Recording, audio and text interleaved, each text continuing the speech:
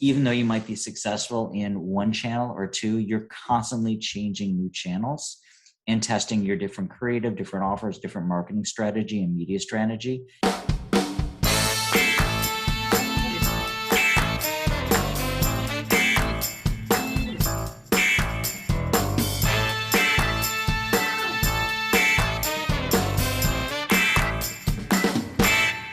Okay, welcome back to the Marketing Playbook presented by Details Interactive. Here you'll take away 3 game-winning marketing plays every episode to take back to your team. I'm your host, Mark Friedman, and my career has been focused on direct-to-consumer marketing, direct mail, physical retail, and digital commerce. This is episode number 48, and today's guest is Tom Shipley. Tom is a serial entrepreneur, e-commerce investor, and strategic advisor. He offers us some great insight into his background, his success, and his game plan for the future. Before we get started, a quick thank you, as always, to Max Branstetter of the Wild Business Growth Podcast for producing this episode. You can reach him at max@maxpodcasting.com to help bring your podcast to life.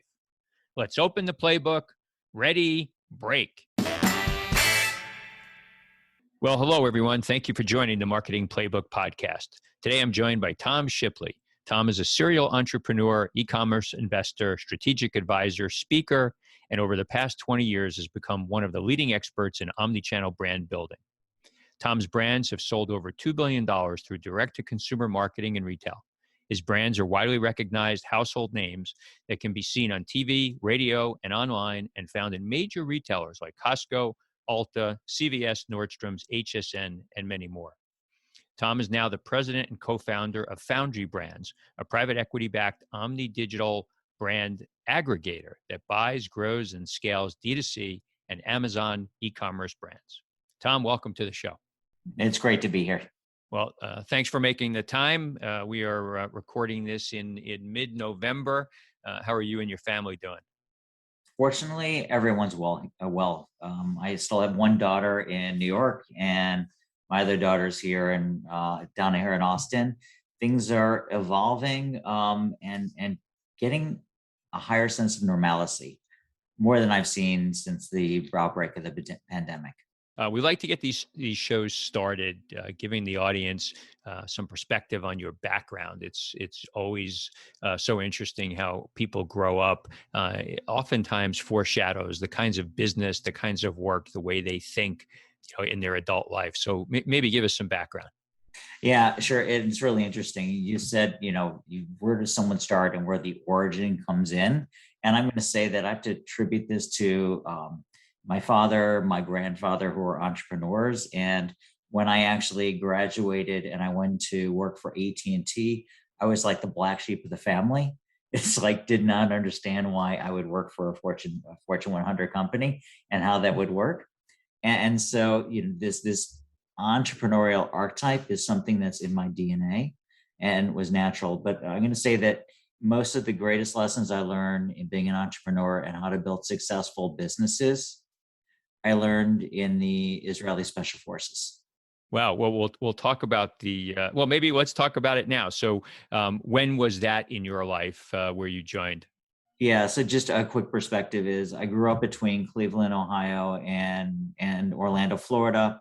I was at Florida State University when I decided to make a major shift in what I felt was making a contribution to the world and to the state of Israel and Jewish people. I moved to Israel at the age of 20, not really speaking the language, not the greatest athlete in the world, but with a clear focus and passion. And I remember I went home from Florida State to my home in Orlando, sat down with my mom and my mother, my father, and I said, I'm moving to Israel. I'm joining the Israeli army. And there weren't great supporters of that idea at that time.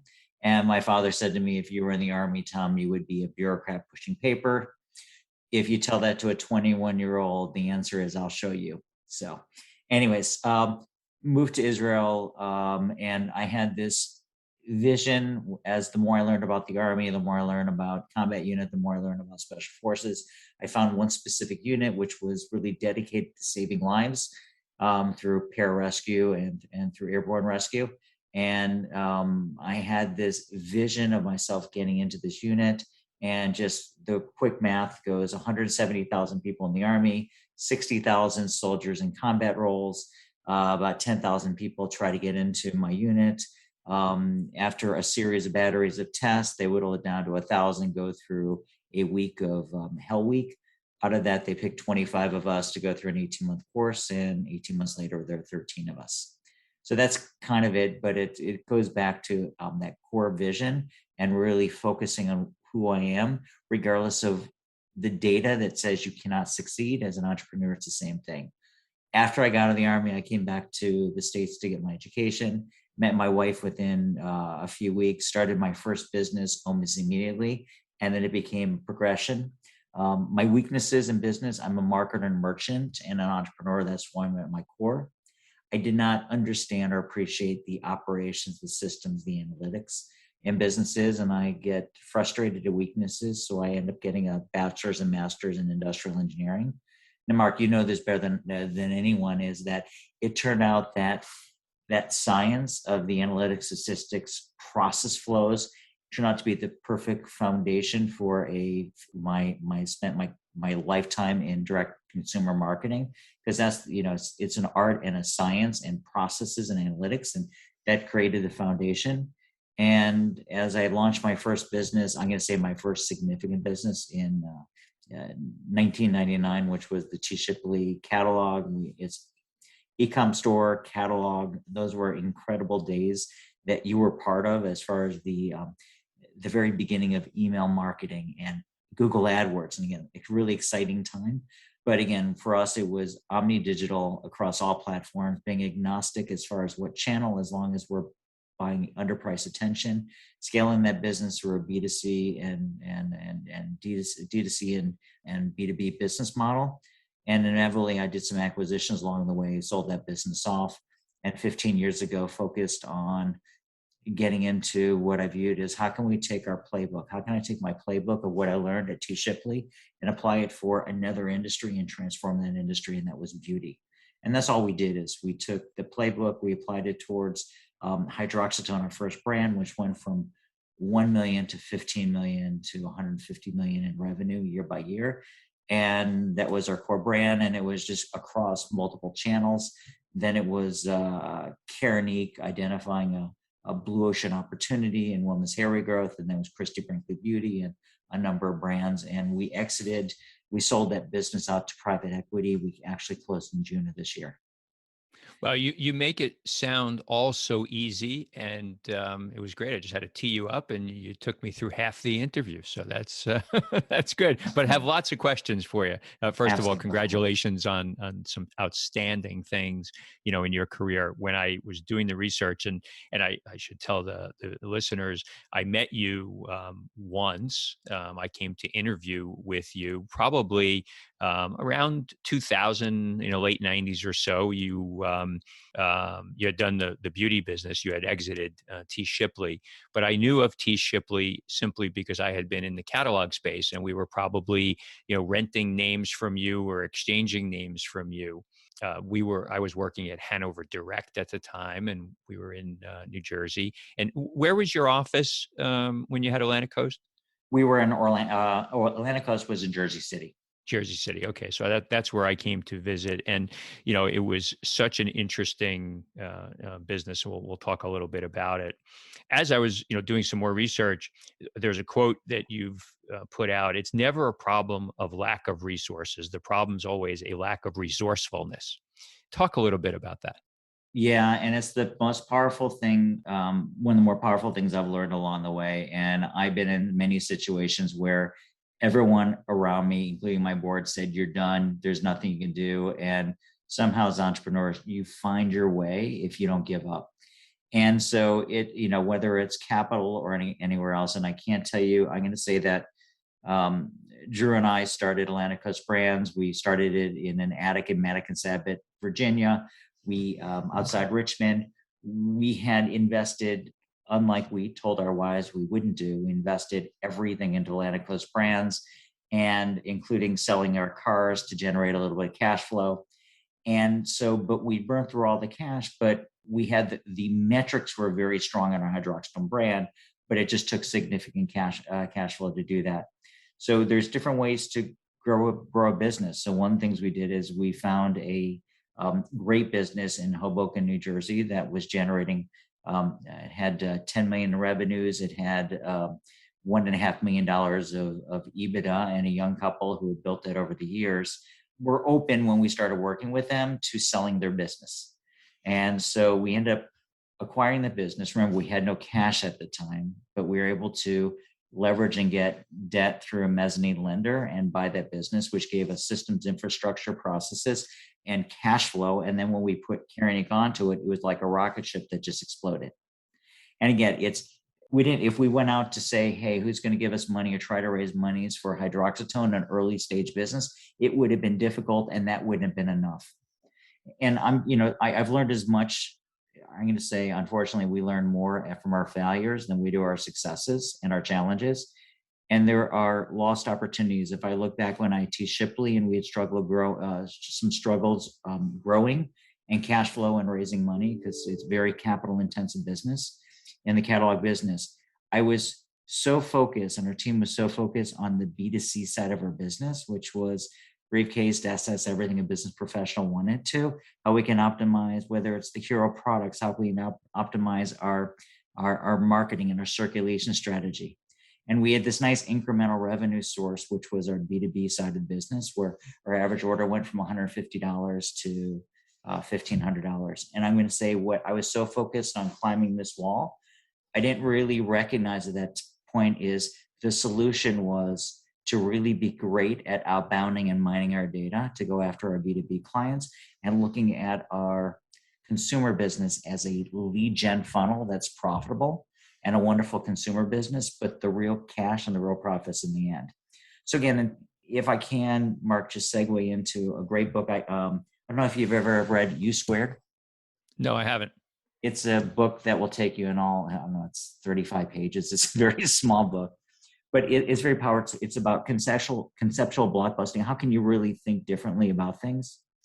And Price Pritchett talks about, do you ever see a fly come in a little bit of an open window and comes in, and then it starts going for the light, which is against the glass window?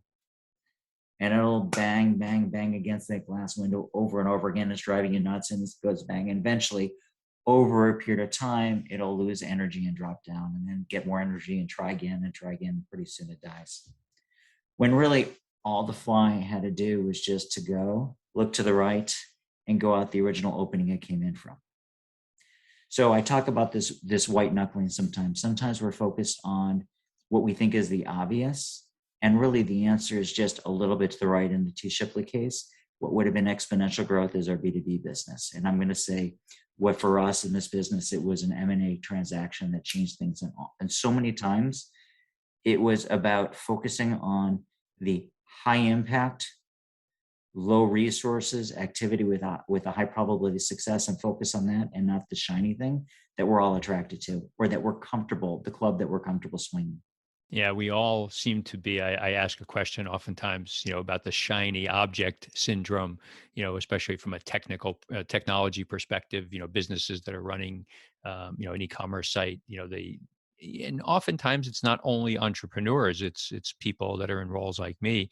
The next most interesting thing, that shiny object, distracts you from what is really core and most important to running the business. So after T. Shipley, and it's interesting because you talk a lot about how you traded services to get the cash that you needed for T. Shipley, and it sounds like there was a bunch of that at Atlantic Coast as well. So you seem to have no fear to leverage the currency that you have for what you really need. That's a really good point. And a lot of times people think the only way to start a business is to go out and raise money. And from my perspective, if you can do without it, it's really ideal. And in most cases make sense. So you're right, with T. Shipley, I was doing consulting, and I traded one of my clients had a building that was half empty. It was for offices and for using his fulfillment center. So I traded my services until it just didn't make sense anymore for him. But by that point, we were doing well and cash flow positive, and I could afford to pay rent. Drew and I did this when we launched Atlantic Coast Brands. This client that we ended up buying, or this company we ended up buying, we actually met them and we're actually doing marketing services for them and generated cash flow and creates opportunity. And so you have to be resourceful in identifying all the different collateral that you have in order to make those incremental dollars to make it successful. And it could be at the very beginning, or it could be somewhere along the process also, and create multiple revenue streams for your business. So much has changed in the period of time, even from when you started ACB till even when you ended your reign there, your work there, from building brand equity. How has, with the advent of digital and so many additional channels to talk to consumers, did it make it easier to build brand equity? Did it make it harder because there was so much more clutter and everything was so diffused? How did you think about that? I think it's easier. It's significantly easier. And again, if you're a strong marketer, which is all about, I'm going to say, first of all, it's always your offer and always the product and quality product. It has to be there to begin with if you want to build a sustainable long-term brand. But then it's the hook, story, offer, and just great marketing is great marketing. And the internet does it, gives you the opportunity to test and fail fast and find out data points. It's a lot more expensive for us to do this in radio, TV, catalog. It really doesn't matter, off online channels, and I think that's great. And while yes, it is challenging to work with marketers that have their morality line is very much on the sides, and they don't mind a lot of black hat techniques. It's tough to compete. But the world changes, and I found that if you're just smart marketers, you focus on your customer base and you focus on building a fan community, you can build an authentic brand. And then, Mark, based on your background, this is once you have the foundation of a good brand, then that's where experienced marketers come in and we know how to scale. Because you've been in the direct-to-consumer space for so long, obviously one of the main tenets is, along with rebuy rate and retention, it's cost of acquisition. And as the channels have changed, how have you seen cost to acquire new customers change? Okay, it's a really good question, and I'm gonna. There are ebbs and flows and cycles, but I'm also going to say that channels change, and as there's always new opportunities and new channels popping up. And I'm going to share this, that at one time we were from Atlantic Coast Brands, we were in the largest print advertiser in the United States. We were the second largest print advertiser in Parade magazine. Fast forward 4 years later, we did no print advertising. At one time, we were the third largest short form radio advertiser in the United States. I think that was somewhere about 2010. Fast forward 2015, we no longer did radio advertising, short form radio. Same thing, TV. We were the 15th largest TV advertiser. 2011. Fast forward 6 years later, I think we had shut down our short form business and focused on long form. So again, it's one of these things. And online, we see this in this really interesting trend that's happening. We see this from a Facebook perspective. Facebook has changed drastically. Those that are involved with online marketing know that the impact of iOS 14 and tracking has been significant. And even if you have great attribution tools, it still makes it very difficult. And my unscientific, unproven belief is also that to make up for some of the revenue shortfall, Facebook has also increased their cost internally to try to make up for that. And therefore, what we've seen is CPC's cost per clicks are up. I've seen them up as much as 5x. So trying to get in the rel, and conversion you're struggling because the modeling is not as good as it used to be, and the targeting. So Facebook cost is basically direct for most businesses have gone up so high that for many businesses it's not an effective channel. But those same marketers that they're really good, I've seen them switch into TikTok and now finally I'm seeing some real traction where you can do. There's Reddit. There's a lot of other channels that are out there. And the question is, the thing is, if you're a good marketer, is even though you might be successful in one channel or two, you're constantly changing new channels and testing your different creative, different offers, different marketing strategy and media strategy in order to, one, grow your current business, but two, is always be ready for the other shoe to fall, because over time, all channels will become ineffective. And do you find it interesting that so many of the digital brands, digital first and native brands, eventually adopt some form of direct mail to speak to their customers? And that's exactly it. It's still, I mean, it's not as effective as it was at one time, but it's still effective. And that's why even right now, a lot of marketers are looking at even TV and are even stepping into TV. And primarily short form TV. Long form is too expensive, but short form TV. But if they have really good attribution modeling, and that's been a significant change, the attribution modeling tool, and really understand the multi-touch attribution that you can do and how to maximize your lifetime value. That's really where the significant opportunity is. I don't know. There's so many changes that are going on, Mark. The level of tools that are out there, from SMS marketing, push marketing, email is still the bedrock of, it should be, of every marketer. And even though I've heard the death of email marketing is coming, I've seen that. And then I'm also seeing significant pushback against certain levels of automation, that if you were going to talk about that, there's some good case studies that are out there.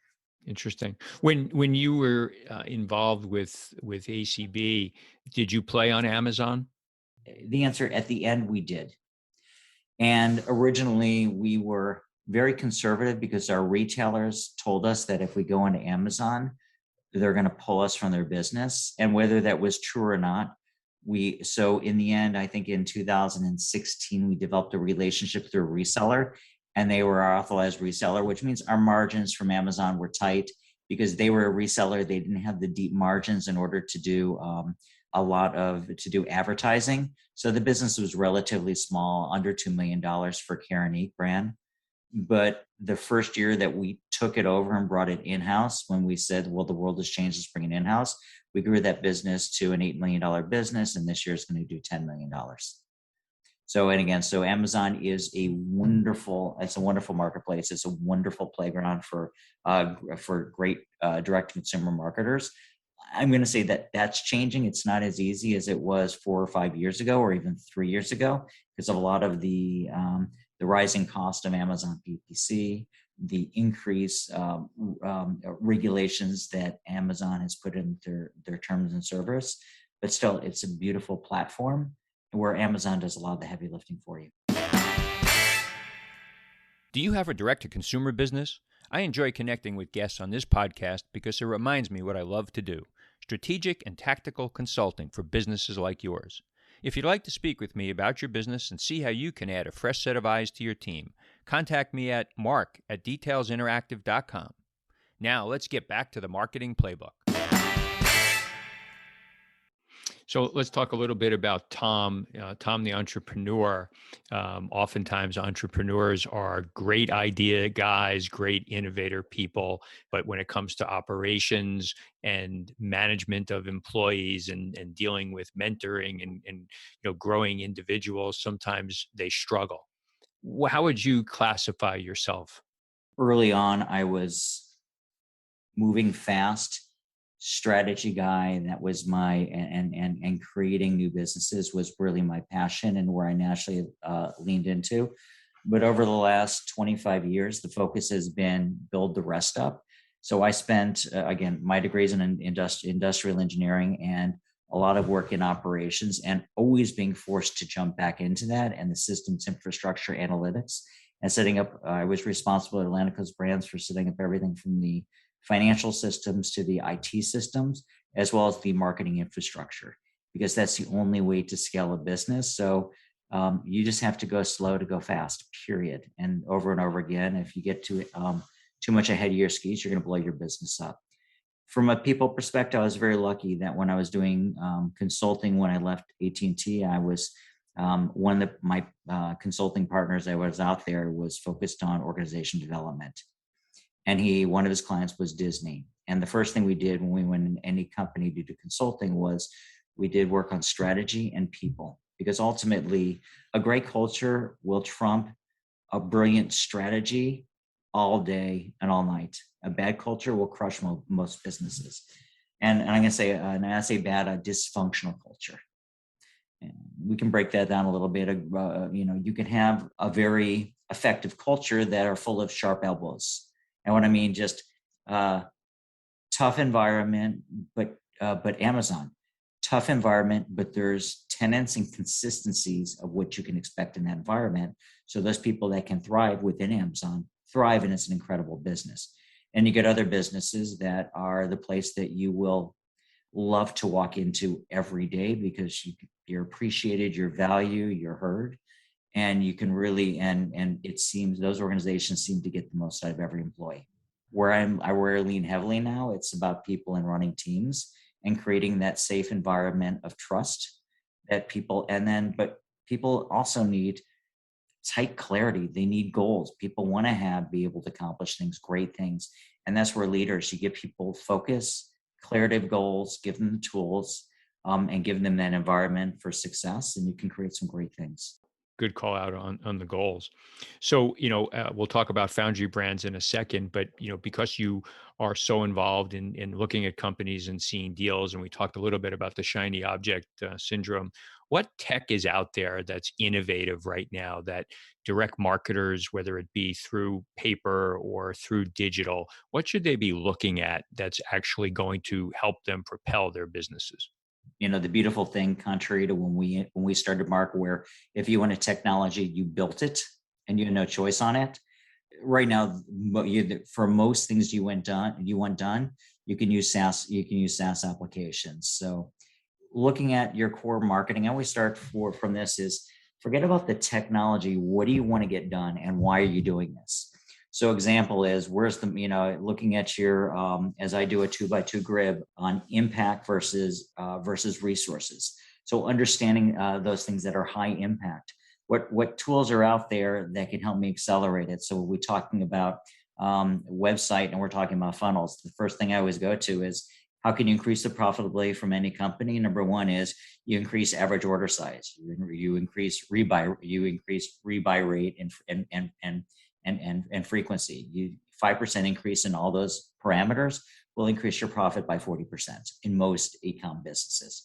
So the first thing I focus on is funnels. So there's a lot of tools out there for helping you with upsells and cross-sells in it and A/B testing. Right now with media, attribution is everything. There are some lower cost, semi-effective tools that are out there.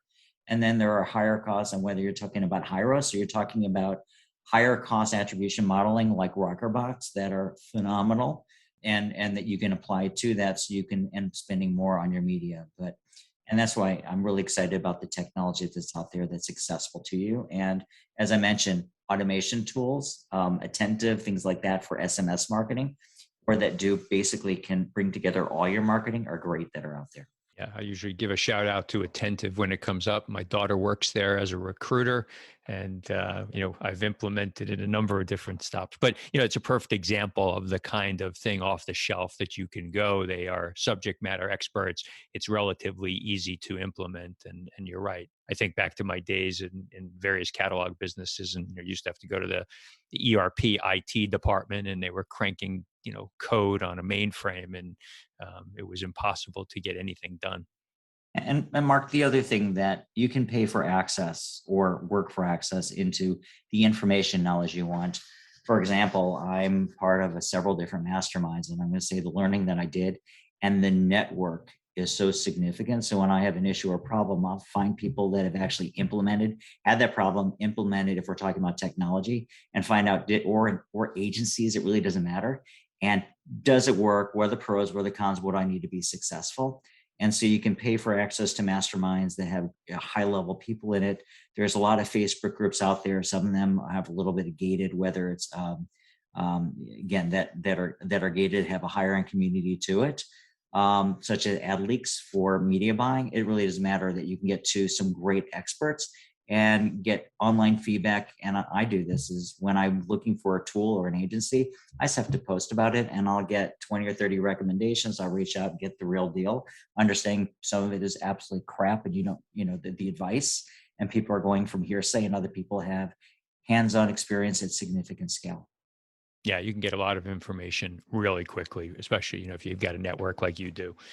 That's awesome. So let's jump to Foundry Brands. What was the impetus of developing that business, and what is your core tenet? Yeah, it's interesting. It started with COVID and being at home and saving 3 hours a day on a commute. Our office is in Jersey City. I lived in Northern Bergen County, so I'm going to say that was great. And with a little bit of, and Drew and I knew we were going to sell the business at some point. We knew that the market would come back, the cash would be available. But again, this is the early days. So looking for what was going to be my future or other streams of income. And then there's part of that entrepreneurial nature within inside of me that I couldn't help myself. So it started with me looking to invest in or partner with businesses to grow their businesses. And then saying, well, I'd like to acquire some businesses. Well, one, I roll up some businesses, e-com businesses, and then it was the rolling up of Amazon business. And the original scope was fairly small, as multiples were low. It didn't cost that much to acquire Amazon businesses.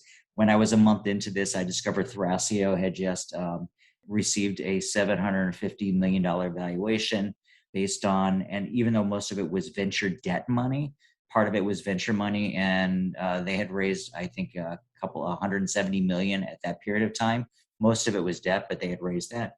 But that meant to me that suddenly where private equity, venture, and debt were afraid to invest in Amazon businesses, it was very difficult. The glass ceiling was just broken, and I recognized that capital would be available. And then I do what I couldn't help myself is I had a zero onto the concept and then another zero onto the concept. And just to understand what is the opportunity, what would be the big vision. In this case, instead of just doing a roll up of Amazon and ultimately e-com businesses, what is the future? To me, the future and the big picture and the big idea is building the leading omni-digital CPG company. One of the challenges that we see with Church & Dwight, Procter & Gamble, L'Oreal, Estee Lauder is their loyalty has to be to their number one biggest clients, which is retail. And therefore, their systems, infrastructure, people, training is based off of that. And the digital is a second channel for that. But if you build your whole systems and infrastructure and philosophy about catering to working one-on-one with your consumers, and basically that's who your ultimate customer is, and building your digital systems first, that's omni, that basically you're channel agnostic on that, but you're really focused on the digital piece, you can create a superior business model if you're in it for the long term. And there's a wonderful opportunity to buy businesses at lower multiples. You group them together, you get you have economies of scale. So there's a lot of power that are in there in order to run businesses, especially Amazon businesses, where Amazon does most of the heavy lifting. And therefore, when I went out in September and I met with 7 different private equity terms, I received 6 term sheets between $50 to $150 million. And so again, where usually capital raising is extremely difficult, but timing is a big piece to it. And I knew from the very beginning when we started going down this avenue that the timing was right, was only going to get better throughout 2020. So how many companies have you rolled up at this point? So we've deliberately gone slow to go fast as we've acquired a handful of businesses. And because we're building the systems infrastructure and scaling the team. And there's also something we're seeing in the marketplace that valuations are shifting fast, and they will. And to our betterment, they went drastically up. And now we're seeing there's going to be some leveling off and slight declines. So there's going to be significant opportunistic buys in the marketplace, especially with what I predict is 40% of aggregators. There's 75 total and $5 billion out there. I predict 40% over the next 9 months will go out of business. And based on that, there'll be a lot of opportunistic buys. And so that's what we're doing. We have a number of term sheets that are out there. But something, Mark, that you and I haven't talked about is my shift. And that is I was able to raise the $100 million to launch Foundry. Able to, we put together, myself along the journey, brought together some incredible co-founders with the business, and we're able to hire a C-suite, bring in an extremely talented CEO, one of the brightest women I've met. Helen is great, that I believe has the ability to, if we decide to go public at some point, she's the person that can do it. And so with the team together, with the strategy in place, there are a lot of great operators that are out there. So I had a discussion with my private equity partners that we set it up this way. And so I actually, 3 weeks ago, am on to my next big venture as far as what is that disruptive opportunity that's out there, where my team is crushing it with Foundry. Okay. So is that still stealth at the moment, what you're going to be doing? The answer is it's not stealth because I don't know, because I promised. I did a conversation with our chairman and he said, Tom, do me a favor. He said, be patient. Don't make any commitments for at least 60 to 90 days. And so I'm looking at a lot of interesting opportunities from SaaS, different marketplaces, e-com roll-up, agency roll-ups, virtual mergers. So there's a lot of really interesting that goes on there. I'm going to say that you even look at, if I want to do something that you should not do, which is go into something different that you have no background in. But as a marketer, sometimes an entrepreneur, we can't help ourselves. I'm looking at the NFT marketplace, and I'm not going out there buying llamas and pictures of hippos because I think that it's going to be the one that I'm going to get a 1,000x return on my investment. I'm looking for the second or third order impact. I don't know if your listeners are familiar with the third order impact and the concept. And let's go back to, and the greatest example, or a really good example, I know that is with Henry Ford. Henry Ford had this brilliant idea, the Model T. Let me put on mass production. Now suddenly he was manufacturing in mass production of automobiles. Great. He created a real automobile industry, first order impact. The second order happened where people had this freedom. He gave Americans freedom. They started driving further and further away. So what happened is chains of gas stations started growing nationwide. And that was a more logical thing that someone could have predicted. Oh, we're going to have this. So Standard Oil and all the automobile companies will be building, or the gas companies will be building gas stations and chains them throughout the United States. What happened is, as Americans traveled further and further, they started staying at boarding houses. But it was tough to find boarding houses, and there wasn't internet, and there wasn't enough of them out there. So that's where the first motel chains were created, and that created the foundation for the hotel and motel industry as we know it then. No one could have, it was tough to predict that Henry Ford's invention and mass production would lead to that. That's a third order impact. So now we have this explosion with blockchain, NFTs, new marketplaces that are out there. So trying to sit and think and talk to some very smart people is, what are the real opportunities? Is it simple second order impact? The fact that we see that there are 2 to 3 major players that are controlling the marketplaces or have 95% share of the marketplaces. But if we know from history, everything goes to niche. So there'll be marketplaces for art. There'll be a marketplace for copy. There's a marketplace specifically for social media handles. And again, we're seeing some different permutation of it. And so that's what I see. So do I want to launch one or more marketplaces that are really niche specific and use really what we know, which is our marketing skills, in order to create the brands that people will know in those industries firsthand and be logical to? So we're controlling the market, we're controlling the marketplace and making money on every transaction. I don't know. So the answer is, I'm looking at some really interesting things. This is the first time in my life that I haven't launched my next business prior to winding down or selling off my prior ones. So it's an exciting period of time. And I have a lot of deal flow that I'm looking at. I'm looking at a lot of acquisitions, investments that are coming in. So I'm open. Well, fascinating. Your entire life, you look very happy. You look all smiles, and obviously our listeners won't see that, but you look very, very happy. So, look, thank you very much for doing this. Really interesting story. I will check in with you from time to time and see, what direction you head. And certainly, if I can be of any help along the way, feel free to reach out. Okay, sure will. I appreciate it, Mark. That's it. Today's game ball goes to Tom Shipley for coming on the Marketing Playbook. To me, today's 3 game-winning marketing plays were as follows. Number 1, we spoke about culture. Tom's take is that a great culture will be more important than a great strategy. Dysfunctional cultures will crush a good business. As a business leader, it's your job to help craft and steer the culture in your business. Be consistent, and although you might have created a demanding environment, apply the rules consistently throughout the business. Number 2, conceptual blockbusting. Another way of saying, how can you be guiding your team and others around you to think differently? Be that change maker, because if you're not changing, you're falling behind. And number 3, Tom has had a remarkable life and career, and he's found ways to use the currency available to him at a moment in time to drive his business. That currency is not always cash. It sometimes could be your own knowledge and sweat equity. Leverage whatever's available to you to achieve your goals. Thank you, Playbook marketers, for listening to another episode. If you want to check out more pages of the Marketing Playbook, make sure to subscribe on your favorite podcast spot and leave us a 5-star review on Apple Podcasts.